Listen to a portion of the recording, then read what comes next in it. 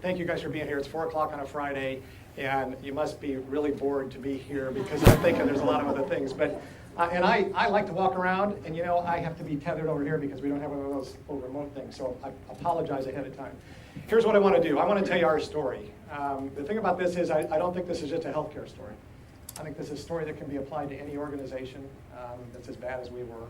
And so hopefully it'll be a chance for me to kind of give you our story. This is one story. This is not a cookbook. This is not, you know, this is the only way to do it. It's one way that we did it in Kansas. And so I want to share that with you. I want to kind of give you how bad things were. I want to tell you how we're doing now, and I'm going to walk you through how we did it. So hopefully we'll have some time for question and answers at the end. So it's nice to do this at 4 o'clock because a lot of times I do this at, like right after lunch. And when you do it right after lunch, you kind of get indigestion because let's pretend like you go back to the office Monday morning, or you go back to your dorm room or wherever. I don't think there's too many students in here, but you go back and there's an envelope on your desk. And it says, congratulations, you've just been appointed CEO of this organization. Let me tell you about the organization you're CEO of. You have the worst customer satisfaction in the entire industry that you participate in. Worst customer satisfaction. You don't know how your quality is. You assume it's okay, but your industry isn't very good at measuring quality, so everybody thinks they've got good quality. You're turning over a third of your workforce on an annual basis.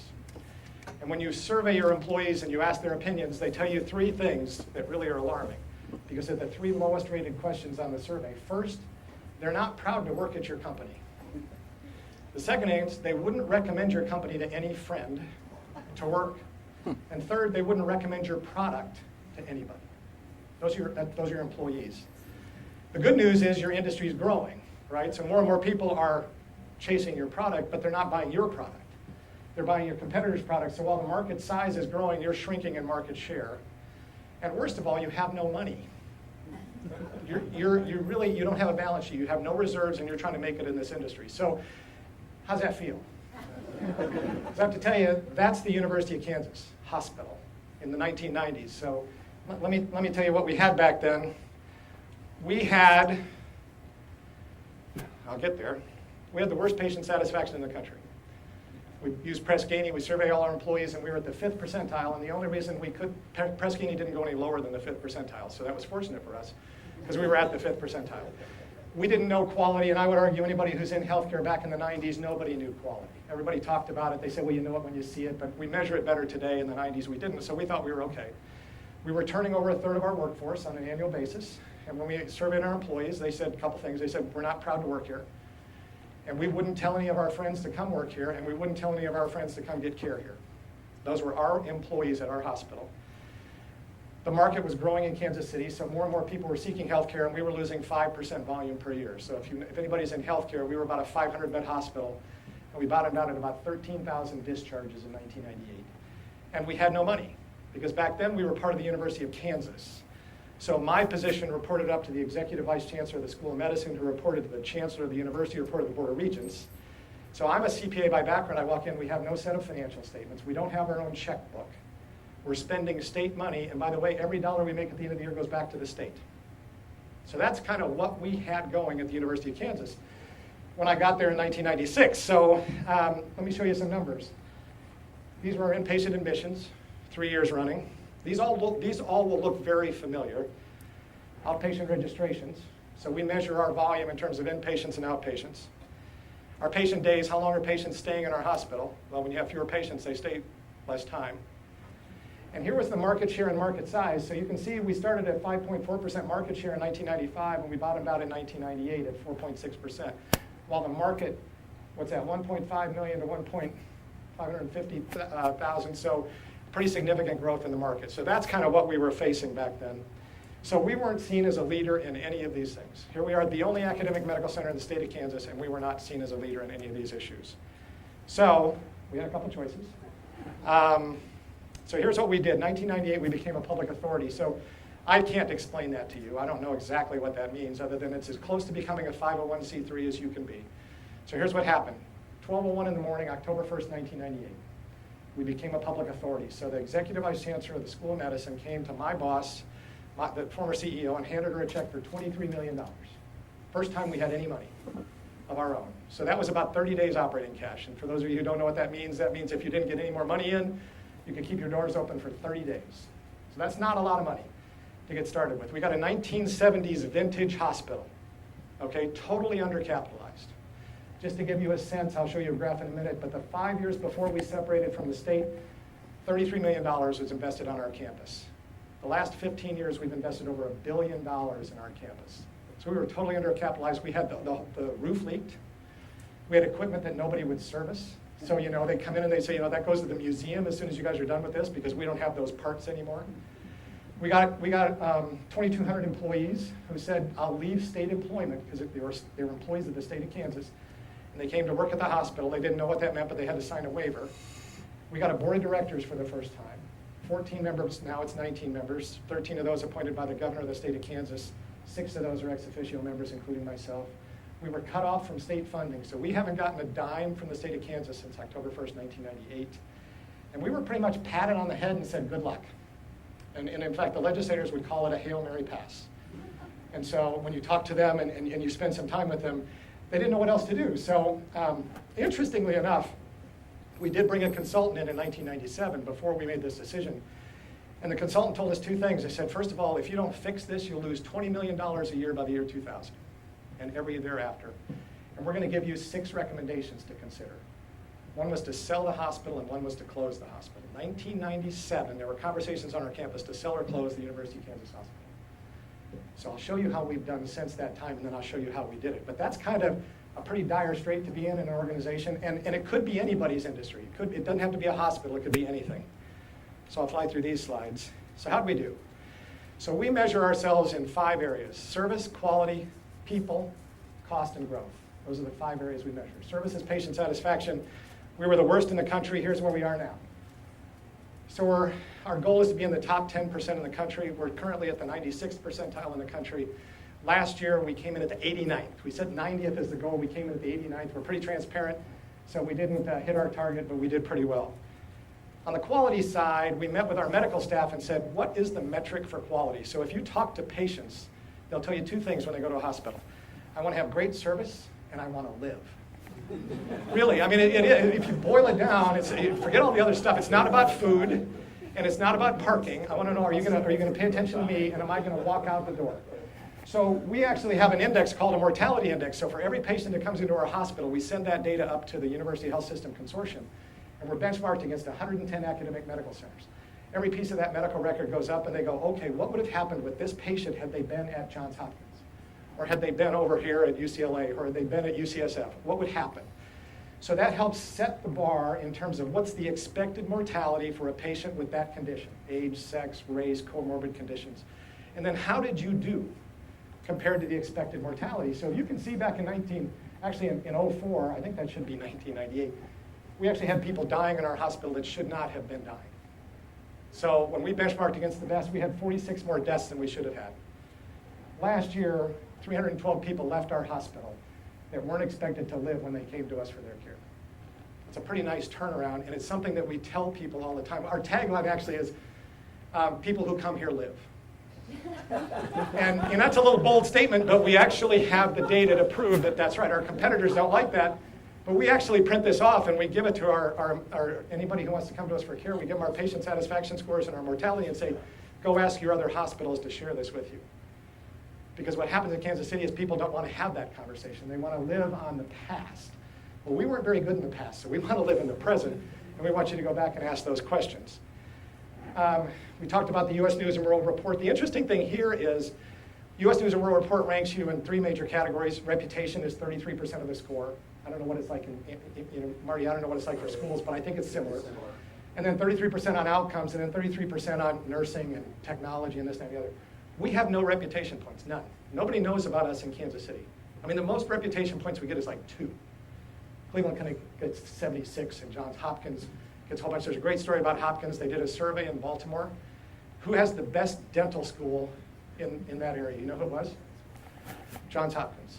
Hopkins doesn't have a dental school. But because Hopkins is Hopkins, everybody thought, well, we've got to have a dental school. So we don't think much of reputation. We make it because of our outcomes. And we'll put our outcomes up against Cleveland Clinic and all these others. And ours are as good, if not better, based on somebody else's data. So that's what we've kind of made our reputation on. This is the UHC Scorecard.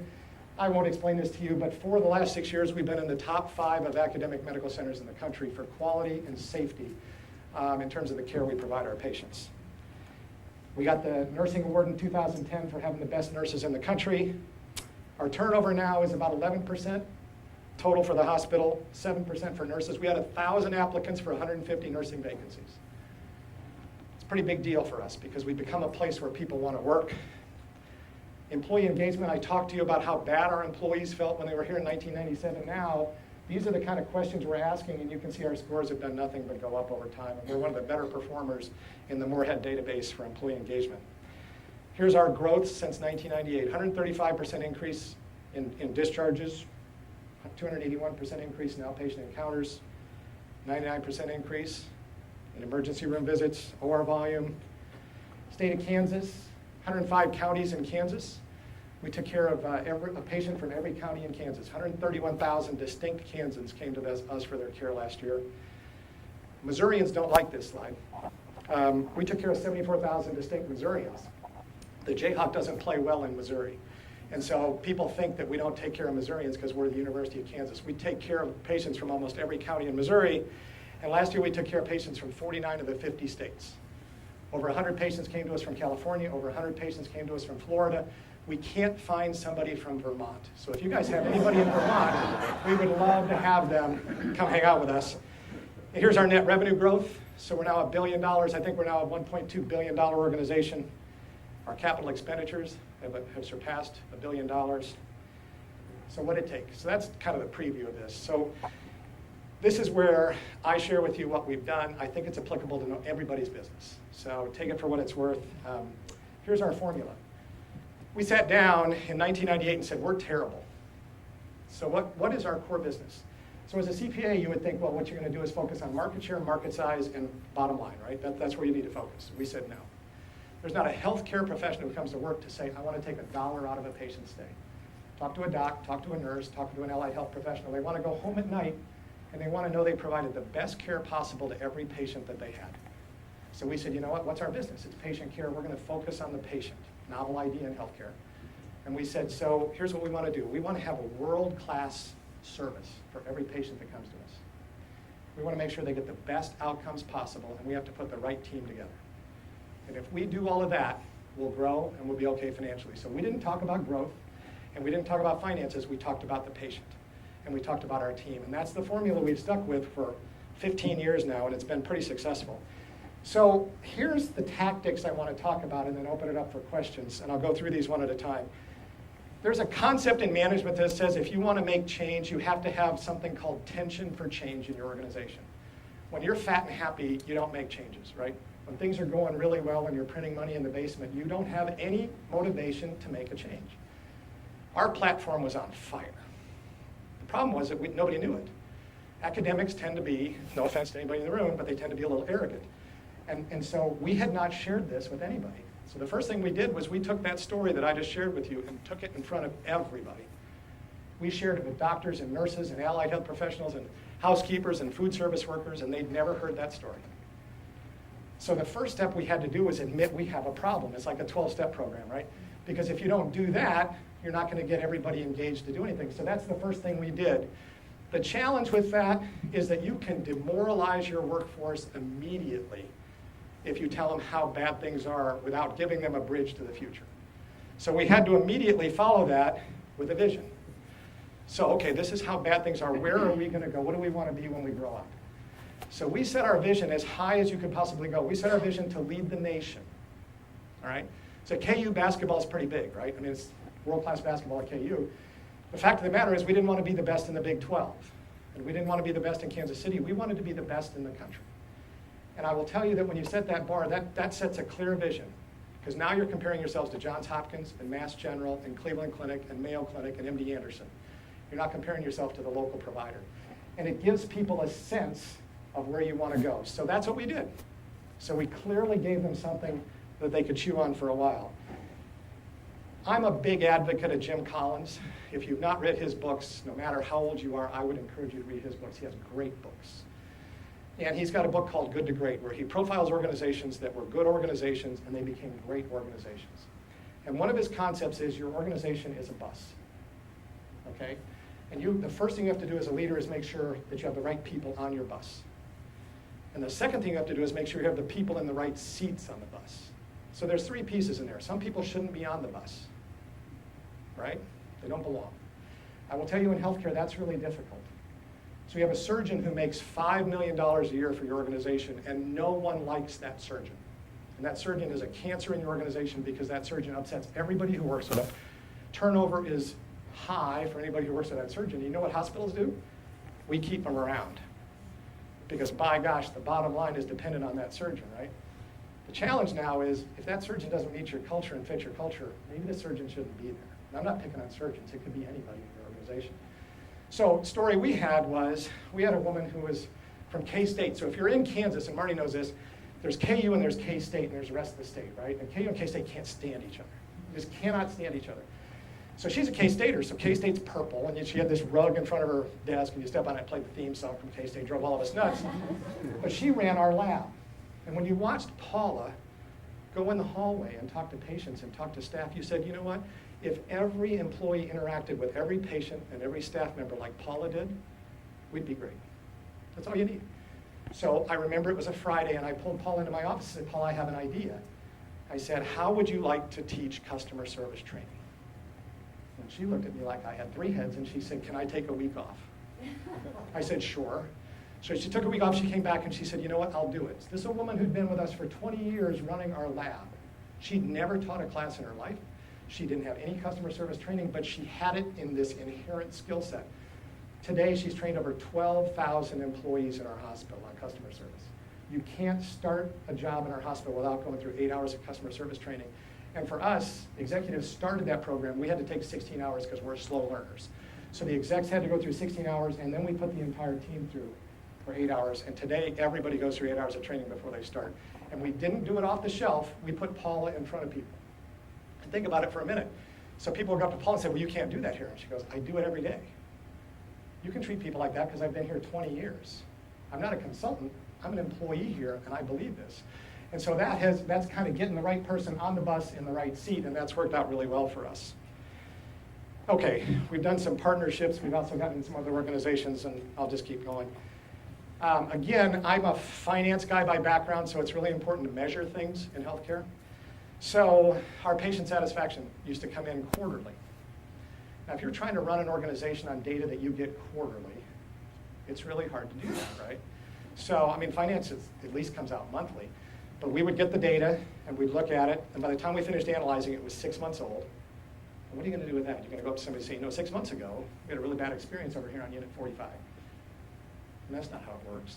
And so what we said was, we need to do this different. So today, we get patient satisfaction scores every week. Every Thursday. So yesterday, I got here Thursday. I'm driving up here from Kansas City, and my phone goes off because I get the patient satisfaction scores for the week. Because if it's that important to your organization, then measure it and be real honest about it. So every leader in our hospital knows patient satisfaction every week. Every staff person knows it every week. Our board knows it every month. We put it on our website so our patients know it anytime they want to go out and see it. The idea here is you need to measure it, you need to be honest about it, you need to be transparent about it, and you need to own the data. And if it's bad, you need to improve it. If it's great, you need to celebrate it, but you need to measure. A lot of organizations don't want to measure, they just want to talk about it. Patients, that's really good. How do you know? It's just really good. It's like, okay, kind of put your money where your mouth is. Organizational confidence. You know, part of this is you also have to set something that people believe they can accomplish. So with us, when we did the patient satisfaction, it was pretty easy because there wasn't an employee in our hospital that doesn't play a part in patient satisfaction. We set our goals at the executive level, so our CFO is held accountable for patient satisfaction. Our CFO is held accountable for risk-adjusted mortality. Now, there's not a CFO in the country that has anything to do with risk-adjusted mortality. But you know what we do is we say, if you're part of this organization, I'm not going to reward you for great performance if the hospital's not doing well. It's about how the hospital does. Al Black was a great basketball player when I was here back in the 70s, but it wasn't about Al Black. It was about all the guys on the basketball team. And if they don't all come together, it doesn't work. So you've got to give people confidence that they know that they can make a change, give them something that they can wrap their heads around, and patient satisfaction was easy. Because if you're in finance and you're still walking the halls and somebody gets lost, then stop and ask them, Okay, can I take you somewhere? Where are you going? Okay, I'll get you up on the unit. You don't have to be a patient care person to provide great patient satisfaction. So you had to build the confidence with the team. And it is all about teamwork in our place. It's interesting, we had a physician come to us a few years ago from Duke. Duke has a great reputation. He lasted in our hospital for about 1.5 years because it was all about him. When he came to our place, he was better than all of us. And he told us that every day. 1.5 years later, he was gone. We all stayed, he was gone. Because it's not about any one person. It is not about me as the CEO of the hospital. I get to stand up and I get to tell stories about 6,800 people doing really good work. But you know what? It's not about me. It's not about my executive team. It's not about any one person in our place. It's about the entire team. And I like to talk about the KU Jayhawks in 2008 when they won the national championship, because there was no one go-to guy on that team. 5, 6 of them went to the NBA, but there was no one go-to guy because everybody had a role to play. Every one of them had a role to play. That's what you do in an organization. You don't build it around one person. In fact, if you look at the greatest organizations, they can change seats at the top of the organization and not miss a beat, because it's about the culture. It's not about the individuals. So that teamwork concept was really, really important for us as we did this. Support structures. I talked about the training and development that we do. One of the things that we have in our place is a hospital leadership academy, where we actually take doctors who want to be leaders and we teach them leadership skills. Are there any doctors in the room? I always like to know that before I say this. The thing I love about physicians is that they can do their job and your job, and they're not shy about telling you that. But if you really sit down with a physician and talk to them, they don't come to the table with leadership skills. They come to the table with technical skills. They're great technicians and they have lives in their hands every day. But when they want to be leaders, you got to teach them those skills, right? So we have a leadership academy for our doctors. We put hundreds of doctors through that because that's how we built our model. We built it in a dyad fashion. So we have a hospital leader and a doctor partnered together on everything. We don't have one leading over the other. A lot of hospitals have doctor-led hospitals. It's all about the doc. It's not our culture. It's about a dyad model where we take everybody and we partner them and we teach them how to do those skills. Anyway, enough said on that. We already talked about the customer service training, but again, here it is about giving people the right skills and then helping them get through it. Performance improvement work, this is a mistake I made, and I've still made this mistake, and I'll admit it in front of all of you. When I got into this work in the 1980s, there were 3 guys that were the gurus: Deming, Crosby, and Duran. I don't know if you've heard those names, but those were the 3 leaders in performance improvement back in the day. And what I hated about it was it became almost like a revival. Well, who do you believe is right? Well, I'm in the Deming camp. Okay, well then I'm over here, and then I'm in the Crosby camp. And at some point it was like I was so opposed to that, I thought, I don't want to follow any one method. I want to have a bunch of different methods, and I want to use them in our hospital. Well, you know what? We're behind because we didn't pick a method. I can put this up all day. We don't do this. We do this sometimes, but then we have a bunch of different ways. And so today, I just got back from Virginia Mason out in Seattle. I spent a day at Virginia Mason. You know what they did? They lost 2 years in a row, they lost money. Physician-run hospital, lost money 2 years in a row. They took 30 people and flew them to Japan. Their hospital leadership and their doctors went and spent 2 weeks on the Toyota floor and watched how Toyota makes cars.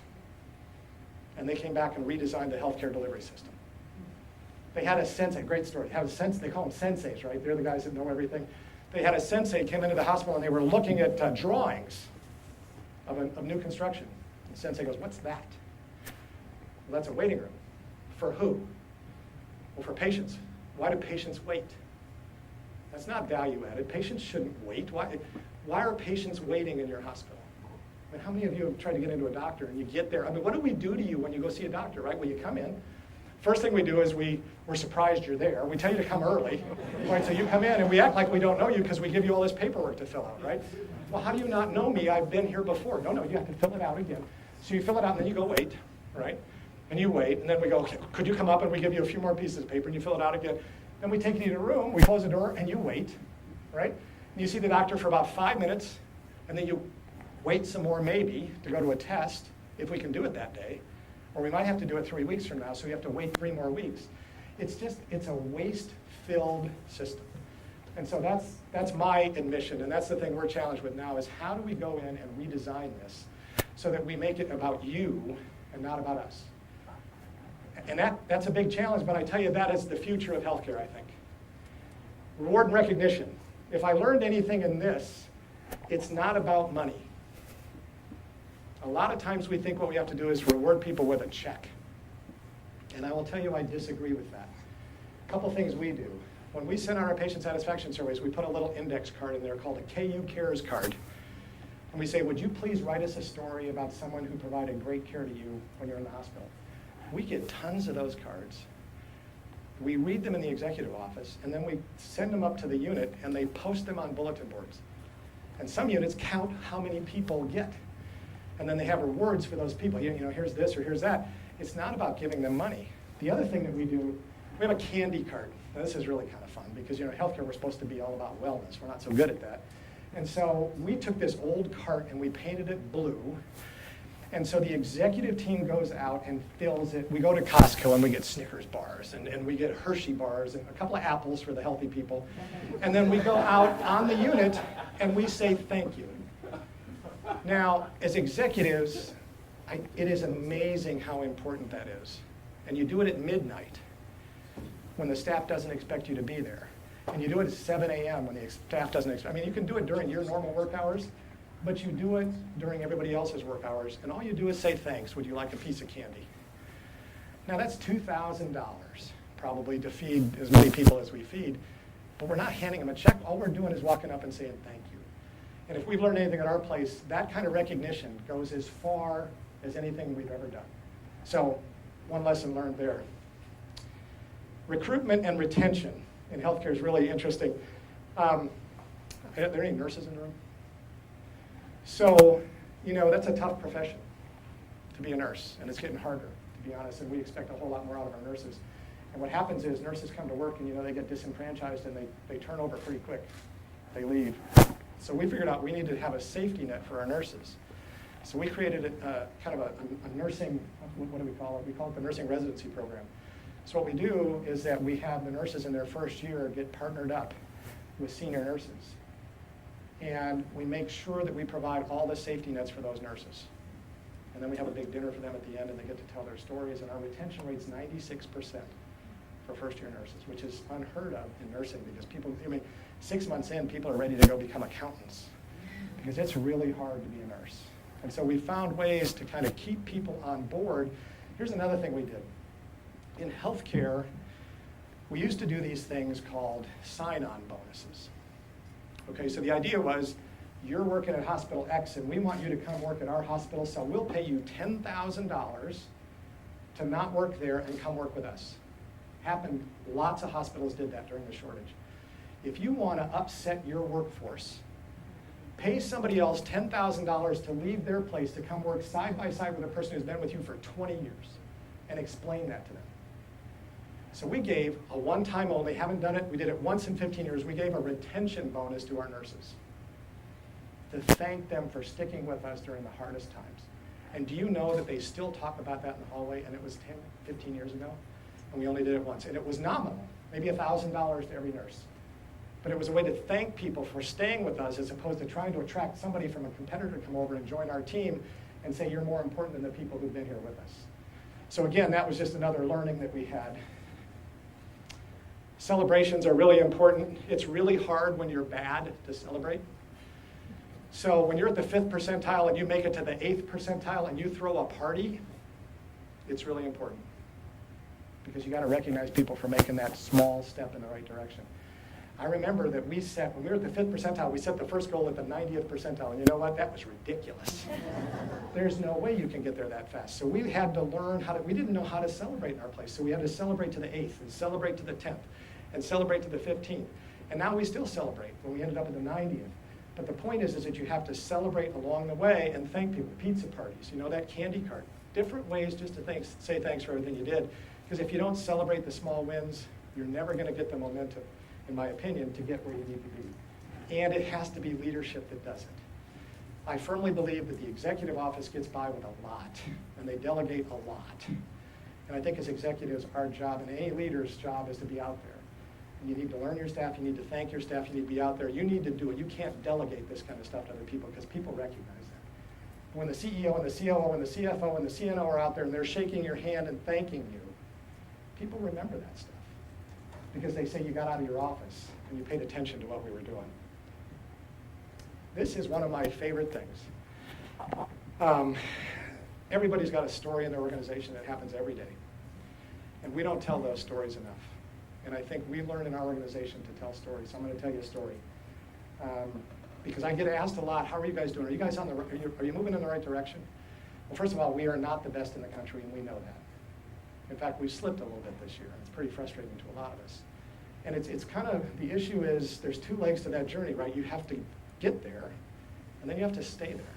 So it's like, we all love music, Billboard's Top 100, the people, we all know an artist that had one song once in their life. My assistant's husband was a rock star with a group that I'd heard one song. That's not our goal, right? We don't want to do it once and then be forgotten. We want to get there and stay there. So we tell stories at our place. And here's a story. So we had a retired military man in our hospital in his 70s. And he was losing his battle with cancer. It was a really sad deal. And he told his family, he said, you know what, if it's my time, then I want to die a happy old man, and I want to die at the University of Kansas Hospital. I said, okay. So he's up on our oncology unit, and we have a practice when we walk into a patient's room at the end of the day, we go, or anytime we go in, and when we leave, we always go, is there anything else I can do for you? Okay, yeah, we script people to say that, but it's the right thing to do. That's what we need to do. And one day, nurse walks in, says that, he walks out. He goes, yeah, there is. And she goes, what? I'd like a blonde to jump out of the cake. And so the nurse said, wow, we don't do that here. But thank you for sharing that, and kind of went out. A couple days later, and this guy was kind of fun, and so a couple days later, nurse walks in and says, is there anything else I can do for you? And he goes, yeah, there is. So if I can't have a blonde jump out of the cake, can I get a blonde, a brunette, or a redhead to come in and sing and dance in my room? Once again, same reaction, like, no, we really don't do that. Have a great day, walked out, and then thought about it. And so picked up the phone and called the Follies Theater in Kansas City. The burlesque troupe was in town. And said, do you guys have a dancer? And they said, no, we're way too busy for this. And she goes, okay, but if you do, would you let us know? About an hour later, phone call. It's a dancer in the burlesque troupe who says, you know what, I think I can come do that for your patient. So we did what every good hospital did. We surrounded this woman when she showed up to make sure she was dressed appropriately. She didn't have anything she was going to do inappropriate in the room. And she came in a sailor's swimsuit, kind of the red, white, and blue and all that kind of stuff. And so once we got that, we brought the family out and said, is this okay? The family thought it was great. So the woman goes in. Now, I didn't know anything about this, right? Not that, when you're CEO, you don't always know everything going on, but I didn't know anything. And I'm in a board meeting, and my pager goes off, and it says, dancer in room 4212. Come if you can. And so I'm a little disarmed, and I was like, so I leaned over to my COO, and I said, you know what this is? I have no idea. That must just be a mistake. I said, okay, fine. So then 2 weeks later, we get an email with pictures. Here's the dancer, the entire family surrounding this man, wife, kids, dancer. The woman went in and sang and danced in this guy's room. And the email said, thank you for making my father, husband, dream come true. Because 5 hours after that, he died in our hospital. And we tell that story because we don't have a policy on how to go get a dancer. And we don't have a policy on how to bake cakes for people who celebrate their birthdays in the hospital. And we don't have a policy on how to marry a couple who's in palliative care. What we have in our hospital is a culture that says, do the right thing for the patient. In fact, every orientation, we always say, here's the deal, guys. If you're ever struggling, ask yourself one question. What's the right thing to do for the patient? If you do that, you'll be fine. And we tell those stories all the time because you can talk about culture all day long, but that is culture. That's what it's about. And people remember that story. And they come up and in fact, it was a relative who came up and once he heard the story, said, that was my family that did that. And so I think it's just really powerful, and I think we tend not to do that because it's a little sappy. But those are really important things to do. Last but not least, it's all about sustainability. It's all about, can you stay there? And I will tell you, we struggle with that. When we first got started, that whack-a-mole game when you're a kid and you hit this thing and the head pops over here, and then you hit this one and the head pops up over here. We couldn't do more than one thing at a time. We'd work on patient satisfaction. And as soon as we thought we had that, we'd get on quality and patient satisfaction would go down. So today we're better, but the fact is we still haven't gotten this right. But you got to figure out how, you don't want to just get there and fall down and get there and fall down. You got to get there and stay there. And how do you do that? And how do you engage 6,800 employees or 1,500 employees or 5 employees? Doesn't matter how big you are, you've got to make sure that you can sustain whatever culture you put together. So here's what we learned. It's all about outcomes. A lot of people like to talk about process. In fact, in healthcare, I'm real frustrated because if you look at the measures we're held to, it's about process, right? Did we get you to the cath lab in time? Well, did you survive? So what if we got you to the cath lab in time? Did you live or not? Well, we tend to focus on process all the time, and at our place we said, no, it's about outcome. We can talk process all day long, but what was the final outcome? So that's a real critical part to what we do at our place. Sometimes it takes a different team to start than it does to finish. When I was at BJC and we put 13 hospitals together in 2.5 years, that entire executive team is gone. It took one executive team to do the deal, and it took another executive team to make it work. Now, my place, we've been together for like 16 years. I don't know, we must be an anomaly, because we struggled, and we got things better, and we're still like each other, and we're still doing pretty good work. But sometimes it takes a different team. And just because it's hard doesn't mean you give up. We were told 15 years ago we could have closed, or we should have sold the hospital. And I think about that every day, and I think about what we have today. And our place is better, our community is better because we're there. I believe that. I truly believe it's a better place because we're there. And so we didn't give up. We got everybody focused. And so that's the KU story, but it's not just about KU. There's a few minutes for questions. It's really about an organization that was struggling and how to turn a culture around. So I hope that's helpful. It's our story. I'm sticking with it. It's absolutely true, I promise. But I'd be happy to answer any questions. It's 10 to 5 on a Friday, so feel free. Yes, sir. How do you eliminate the silos? How do we eliminate the silos? Interestingly enough, we haven't yet. First of all, when we did do it, we did it by partnering people. So you take people from different disciplines and give them work to do. You start to break down the barriers. And so that was very helpful. But I'll tell you what, our model is archaic. So today we have 18 foundations in our medical staff. So surgery, medicine, pediatrics. They're all 501c3 companies. They all have their own board of directors, and they all have their own chairman of the board. We have been successful despite our structure. And today we are trying to collapse those 18 foundations into one organization with a common governance structure with the hospital. And we're trying to break down a 100-year structure. And we've been at it for 2 years. And we're not there yet. So July might be a good day. We'll see. But so I think we've done some by making people work across disciplines, but we still have some work to do. Yes, ma'am? Who also varies you besides Jacob? Well, we're subject to Joint Commission, we're subject to CMS, we're subject to OIG, we're subject to any state regulatory, KDHE. But Joint Commission is the primary one that we go through. And it's every 3 years. And we're due to be surveyed anytime between now and March. And they show up for 5 days and they don't tell you they're coming. But boy, does the word spread fast, look at that. And I'm telling you what, everybody knows when they're at a hospital. So, and it, You know, I work in the hospital, and now they're beginning to tell you when they're coming. well, they have to give you 30 minutes notice. But some of them are actually telling you that we will be there in the next week. Wow, I want that hospital. They don't tell us. So, anything else? Thank you guys for being here. Really appreciate it. Have a great day.